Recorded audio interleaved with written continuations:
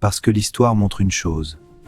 Quand les peuples commencent à se réveiller, plus rien ne se passe jamais comme prévu. Ukraine, Iran, tensions dans les détroits stratégiques, inflation, ascension. Et pendant ce temps, les gouvernements nous disent de rester calmes. Le monde n'a jamais semblé aussi instable depuis des décennies. Et le plus inquiétant, ce n'est peut-être pas ce qu'on voit, c'est ce qui arrive derrière le rideau. Parce qu'aujourd'hui, tout est connecté. Une guerre à des milliers de kilomètres peut doubler le prix de ton plein.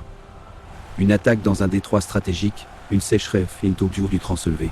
Parce que le monde entre dans une période d'incertitude.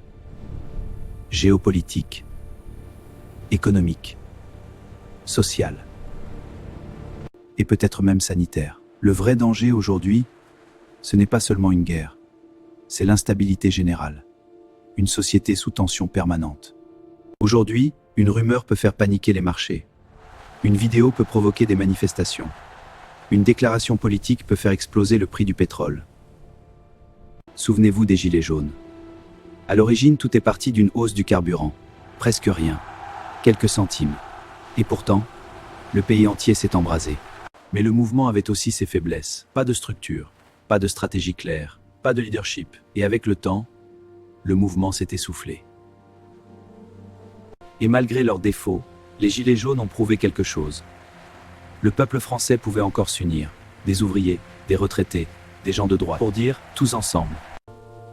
Parce que ce n'était pas seulement une question d'essence, c'était une accumulation, des fins de mois impossibles, le sentiment d'être abandonné, le mépris, la sensation que les sacrifices étaient toujours demandés aux mêmes. Et dans ce climat, les gens commencent à douter. Des médias, des gouvernements, des institutions. Et immédiatement, dès que quelqu'un le traite de complotiste. Mais au fond, un complotiste, c'est souvent juste quelqu'un qui continue d'écouter, d'observer, et qui refuse d'avaler chaque version officielle sans réfléchir. Poser des questions non plus, à chaque période d'instabilité, une autre chose apparaît. La peur. On le voit encore avec les inquiétudes autour de nouveaux virus comme les hantavirus ou d'autres maladies surveillées par les autorités sanitaires. Attention, ça ne veut pas dire apocalypse, mais ça montre quelque chose. Le monde est devenu fragile. Hyper dépendant. Et la question devient simple. Combien de temps les populations vont-elles accepter de payer toujours plus pour vivre toujours moins bien?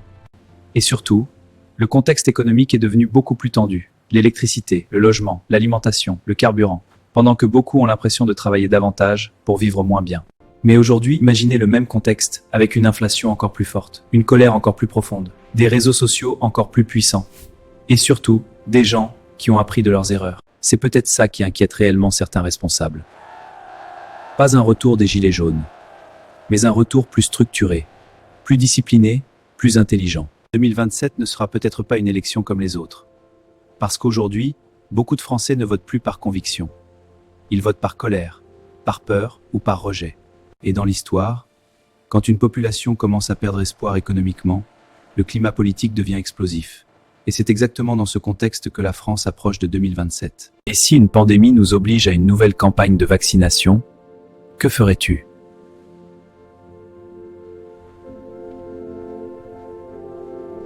Et vous, pour qui voterez-vous en 2027 ?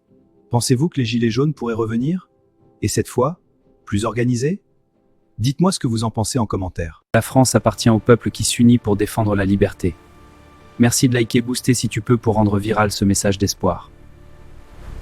Paix sur vous.